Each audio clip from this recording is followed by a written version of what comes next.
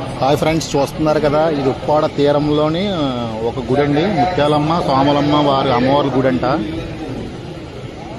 కానీ ఈ తుఫాను ప్రభావం వల్ల సైడ్లన్నీ కొట్టుకుపోతున్నాయి. ఇక్కడ గుడికి తెలిసిన కొంచెం మంది ఆ రాళ్ళు వేస్తూ కింద ఒరిగిపోకుండా అలల తాగిడి తాకకుండా చూస్తున్నారు, ట్రై చేస్తున్నారు ఏదో. కానీ చాలా వరకు కొట్టుకుపోయింది. ఆ విజువల్స్ కూడా మీరు చూద్దరు. కానీ